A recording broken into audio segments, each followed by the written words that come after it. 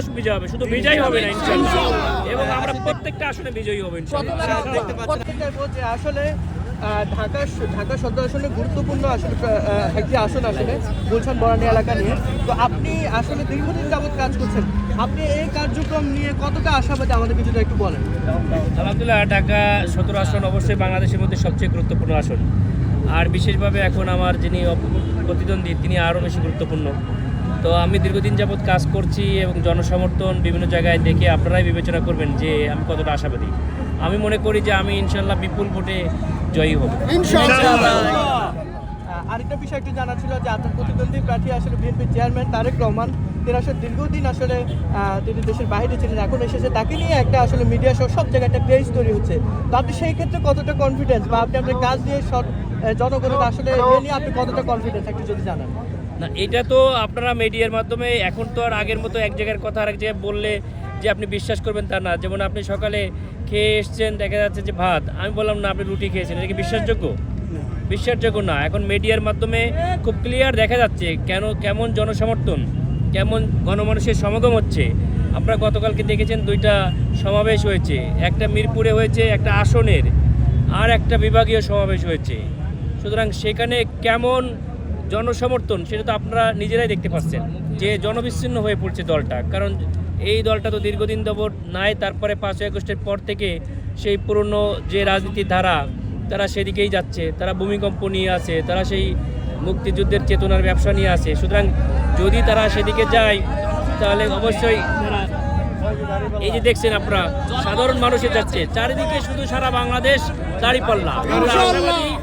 যেমন এই 5টা ইউনিভার্সিটিতে শুধু বিজয় না, ভূমিধস বিজয় হচ্ছে, এই জাতীয় সংসদ নির্বাচনেও ঠিক এভাবেই ভূমিধস বিজয় হবে, শুধু বিজয় হবে না ইনশাআল্লাহ, এবং আমরা প্রত্যেকটা আসনে বিজয়ী হব ইনশাআল্লাহ।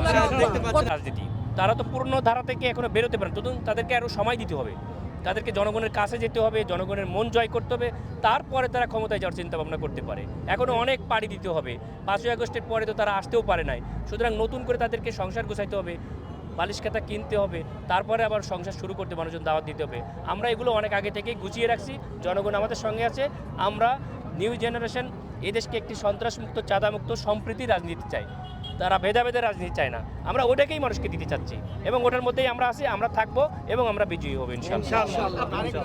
করছিল বা আমরা দেখছিলাম এই আসনে আপনি যেটা বলছেন, এখন প্রশাসন আল্লাহর মধ্যে সব দিক থেকে আমাদের কাছে খোঁজখবর নিচ্ছে, আমরাও পজিটিভ ফিডব্যাক পাচ্ছি, এবং এই আসনের বিশেষভাবে আমাদের জনসমর্থনটা অনেক অনেক গুণে বেশি, যে কারণে আশা করি ইনশাআল্লাহ এই আসনে তেমন কোনো সমস্যা তারা করেও মানে টিকে থাকতে পারবে না। ময়দানে তো কোনো সমস্যা করলে তাদেরকেও তো টিকে থাকতে হবে, তারা তো এই বাংলাদেশেই বাস করতে হবে।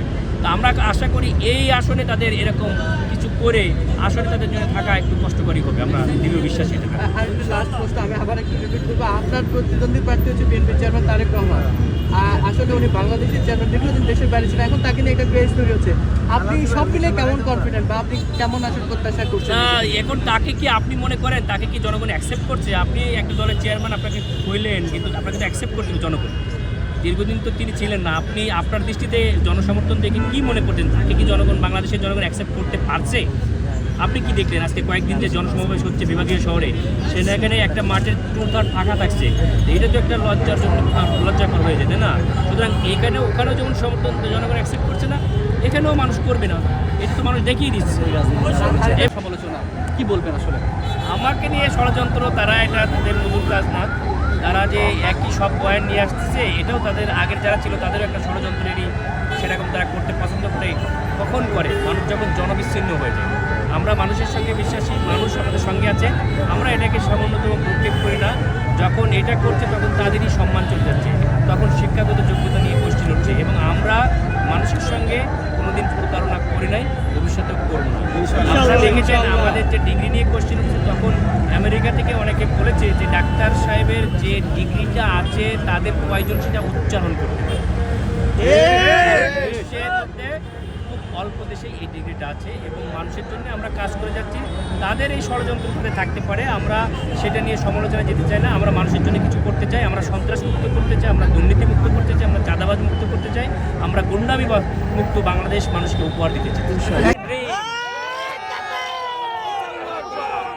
তারেক রহমান এই আসনে তার নির্বাচনী ইস্তাহারে বলেছেন যে তিনি বস্তিবাসীকে ফ্ল্যাট এটা নির্বাচনী আচরণবিধির একটা লঙ্ঘন। আমরা কমপ্লেন করেছি সেই নির্বাচনী আচরণবিধির মধ্যে এটা লঙ্ঘন হয় এবং আমরা নির্বাচন কমিশনে এটা লিখিত আকারে কমপ্লেন দিয়ে এসেছি যে তিনি এটা বলতে পারেন না।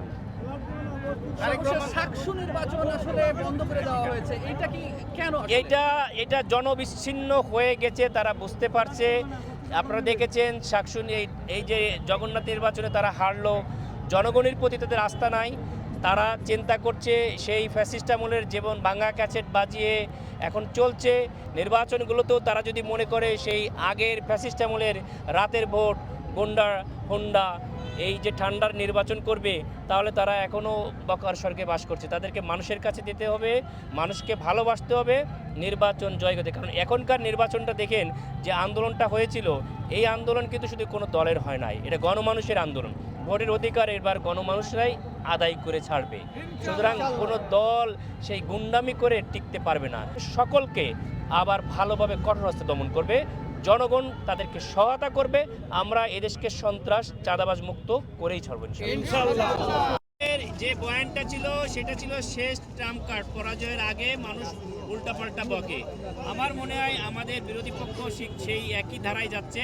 তারা এখনও মাথা ঠিক না করলে তাদের তো পরাজয় হবে। তা আমরা চাই যে তাদের যদি সম্মানজনক পরাজয়ের দিকে যাইতে চায় তাহলে ওই আওয়ামী পয়েন্ট তারা বাদ দিক। এই ভাঙ্গা ডোল আর মানুষ শুনতে চায় না, এই ক্যাসেট নাই। এখন অ্যান্ড্রয়েড যুগ, এখন আপনাকে স্মার্টফোনের যুগে আসতে হবে। আরও কত আইফোনের কোন মডেল সেটাতে যাওয়ার চেষ্টা করেন। এখন যদি নোকিয়া ফোন নিয়ে টানাটানি করেন তাহলে আপনি সেই দিকে চলে যেতে পারবেন।